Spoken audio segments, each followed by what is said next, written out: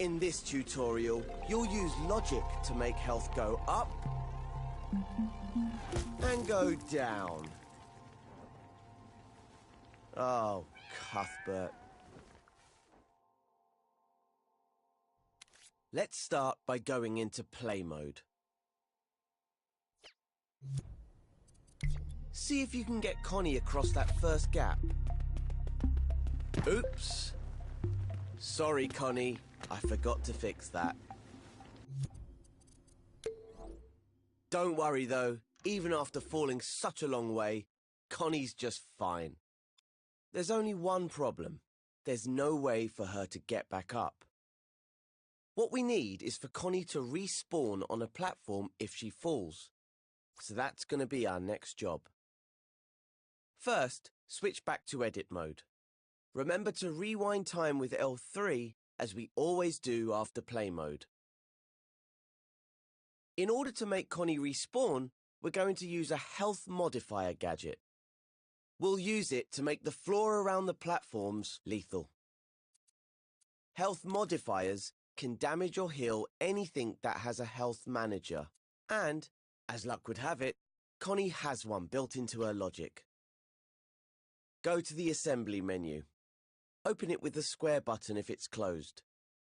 Select the gadgets menu, the one with the 3 connected squares.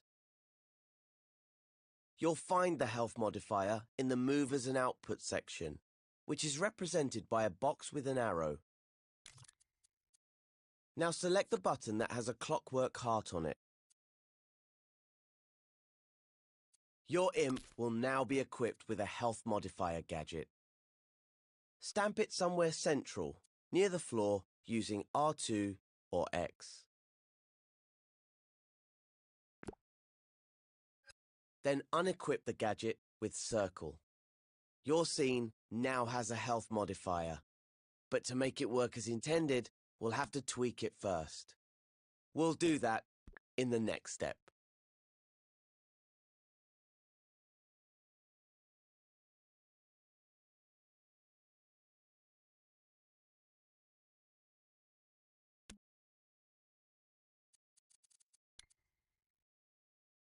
Let's go ahead and open the Health Modifiers Tweak menu. Hover over it, hold L1 and press square.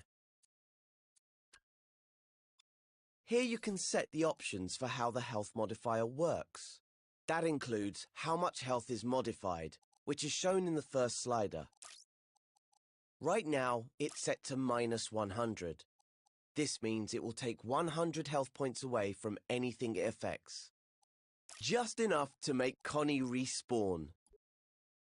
The modifier mode is set to per hit, so 100 health points will be taken away when anything touches it. But since we want the area around the platforms to be lethal, we need to set the modifier type to zone. Select the zone icon with X now, Then go to the Zone Properties tab so we can change its size and shape. The icon is at the top of the menu and looks like a box in a zone.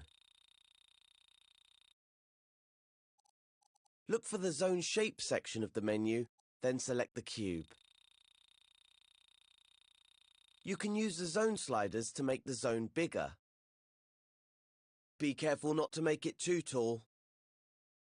The respawn zone should be level with the pink lines around the platforms. If you need to, move the health modifier gadget nearer to the floor.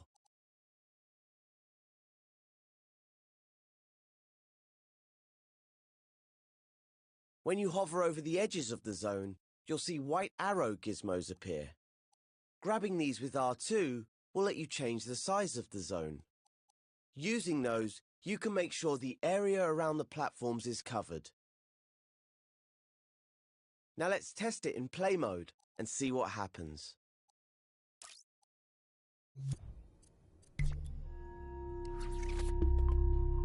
Perfect. If Connie falls off now, she'll just respawn back on the platform. Before we move on, maybe we should do something about this booby-trapped bridge.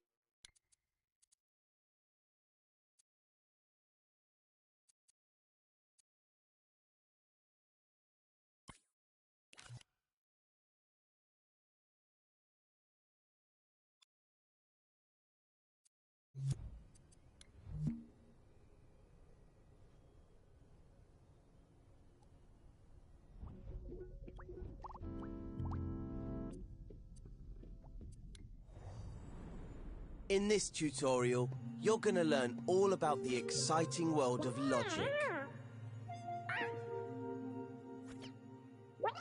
Pay no attention to Cuthbert. It's not as complicated as it sounds.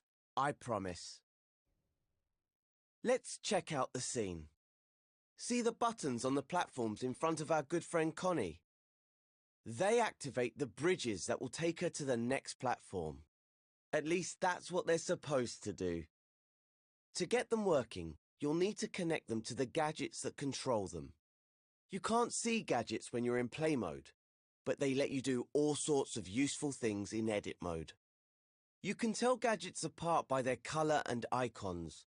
Green gadgets are sensors and inputs.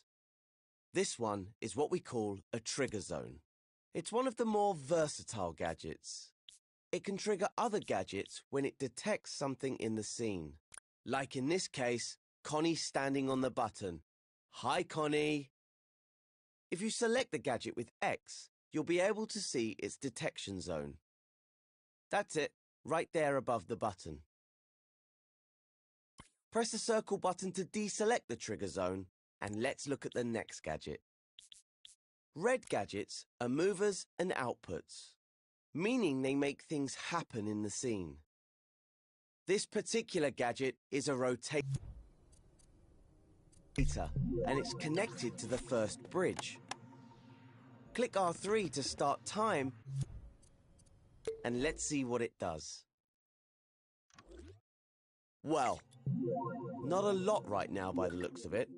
That's because the rotator is switched off. You can tell because the gadget is dim at the moment. But if we connect these two gadgets together, we can turn the rotator on using the trigger zone. In the next step, I'll show you how.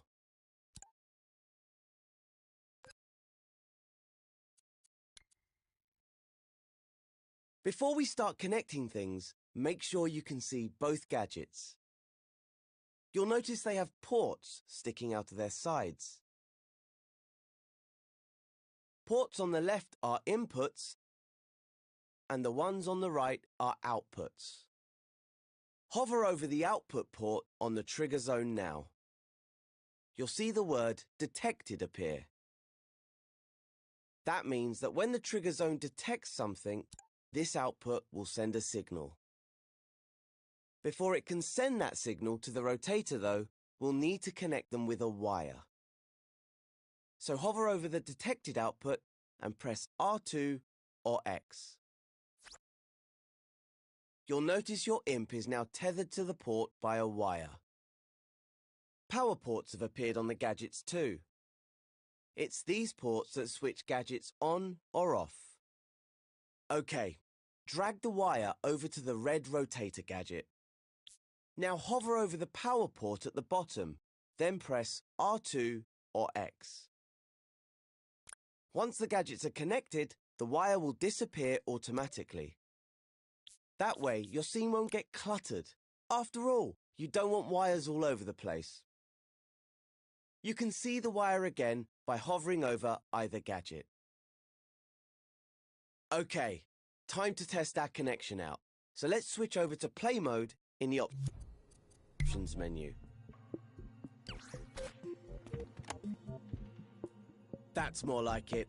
Now the trigger zone detects Connie when she stands on the button and activates the rotator on the bridge. As soon as she steps off, the rotator stops working. You can use the button to get the bridge lined up with the platform.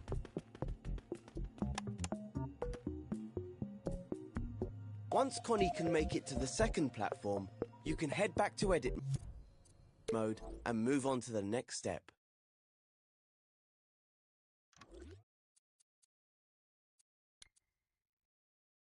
Now that we've connected the rotator, let's take a look at the second platform. See the white gadget on its side? This gadget isn't a sensor or an output. It's called a microchip. Microchips are used to organize logic in scenes. You can think of them as boxes of gadgets and wires. Let's have a look inside. Hover over this one with your imp. Hold L1 and press X. It's just like scoping into a group of objects. This window is the microchip's canvas. And if these gadgets look familiar, it's because they're two rotators. Each one controls half of this jointed drawbridge. Try to connect the output from the trigger zone to the power ports on the rotators. You can create multiple wires from the same output. Or you can clone wires in the scene by holding L1, then grabbing them with R2. Clone the wire near the rotator to create a new wire from the trigger zone. Once you've connected the trigger zone to the second rotator, switch over to play mode and make sure it's all working. OK, jumping on the button now will activate the trigger zone and raise the drawbridge so that you can cross over the... Oh! Wait a minute. The bridge has dropped down before Connie could cross. That's because the signal to the rotator stopped sending as soon as Connie stepped off the trigger zone. Switch back to edit mode and rewind time with L3. In the next step, I'll show you how to make signals stay on.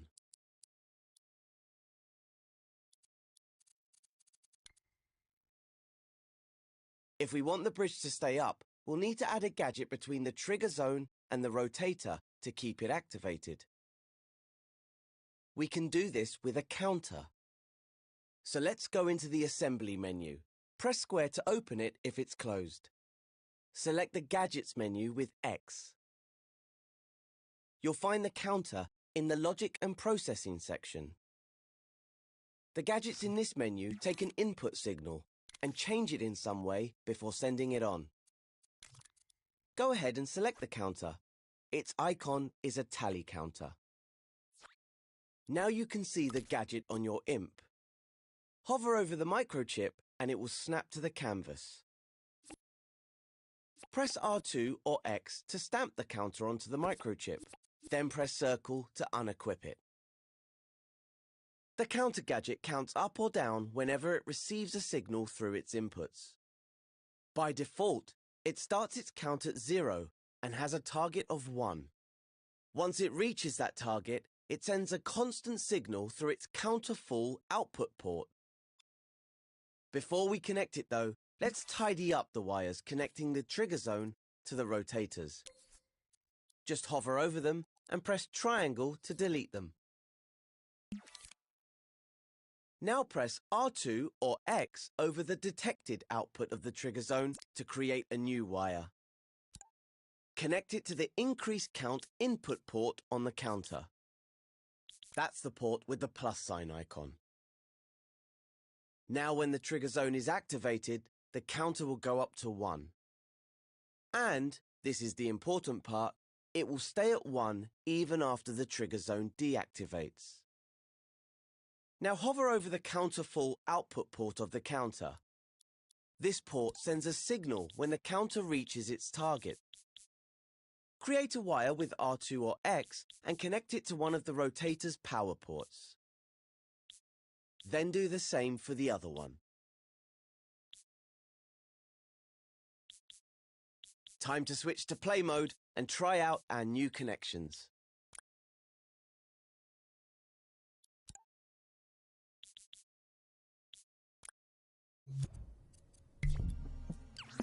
When you're happy everything's working as it should, return to edit mode and move on to the next step.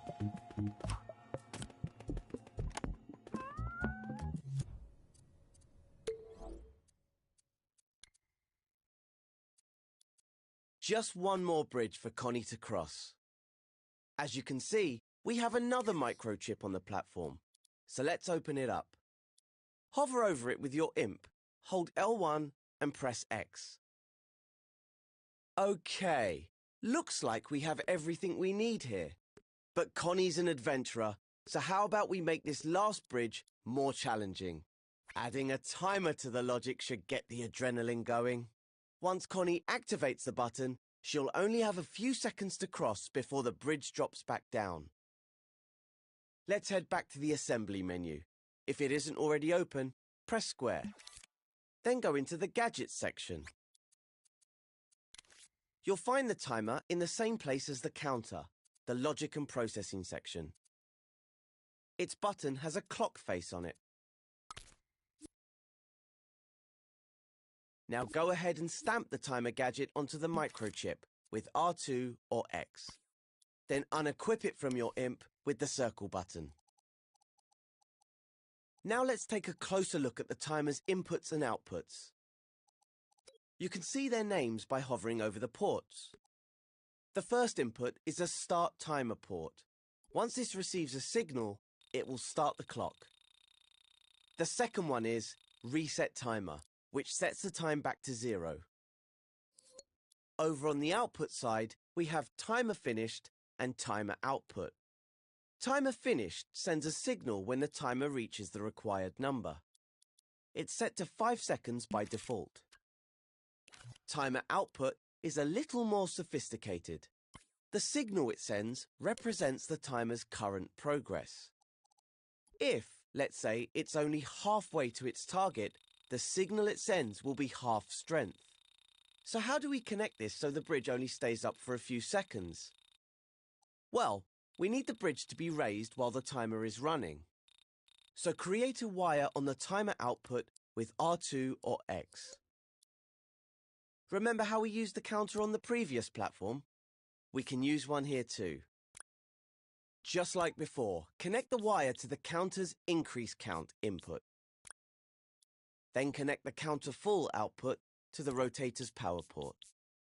Time to see if it works. Click R3 to test it out. As you can see, since the timer isn't connected to a trigger yet, the clock starts ticking as soon as we play the scene. The bridge goes up, but doesn't drop down when the timer finishes. That can only mean one thing. There's a problem with the logic. If you'd like to figure it out for yourself, feel free to check the gadgets and see what's wrong. Or move on to the next step and we'll go through it together.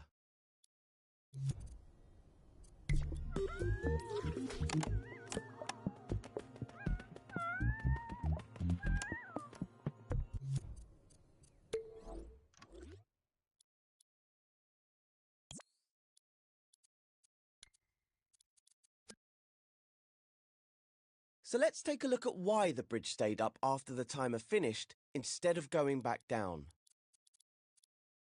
Remember how we used the counter earlier to remember the signal from the trigger zone?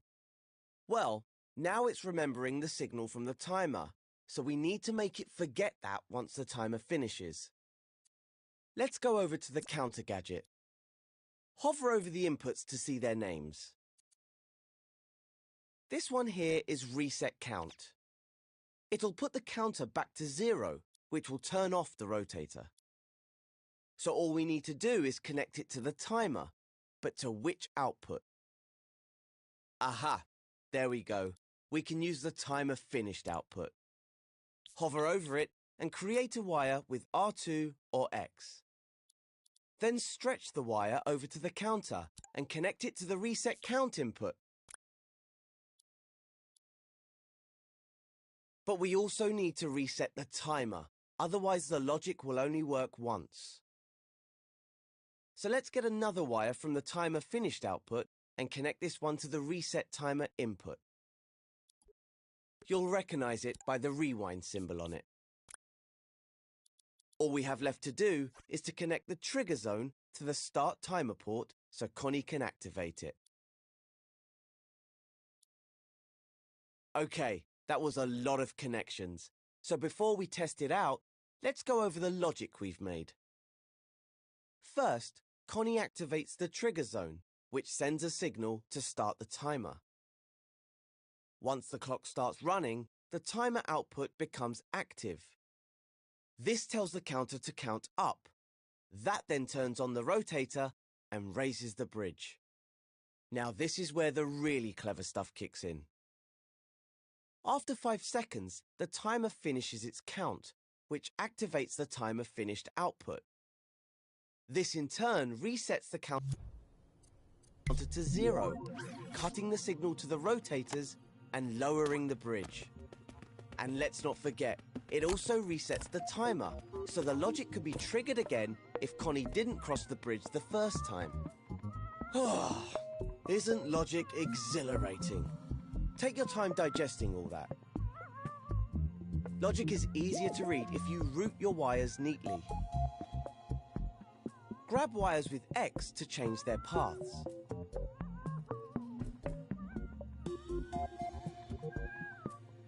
You can also move the gadgets around by grabbing them with R2.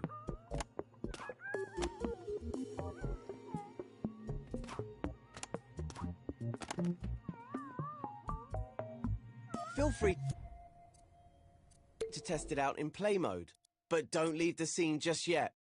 I have one more thing to show you.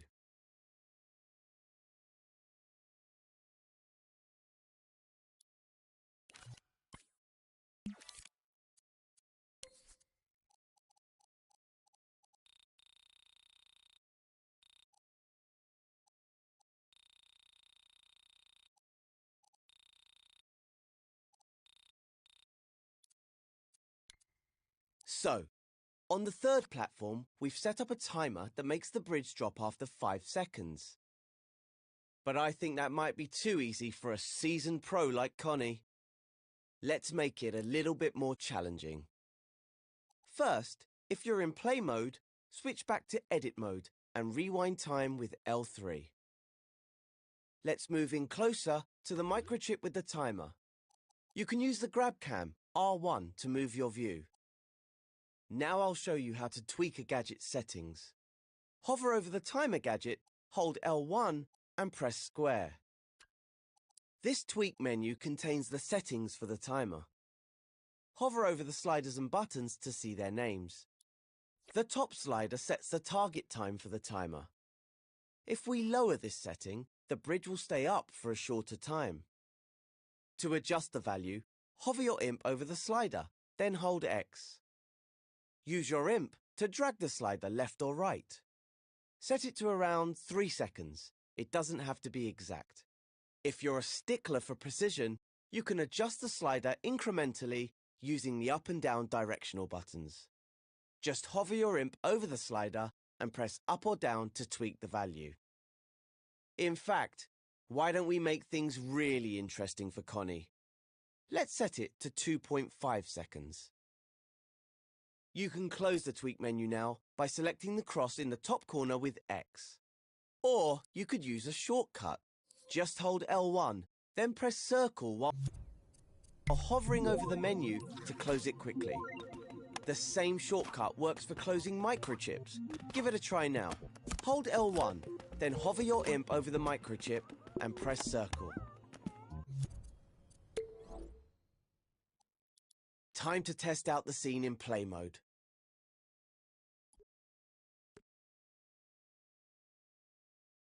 If you have any problems crossing that last bridge, you can always tweak the timer again in edit mode. Remember, you just hover over the gadget, hold L1 and press square to open its tweak menu. When you're all set, take Connie to the last platform and walk through the door to complete this tutorial.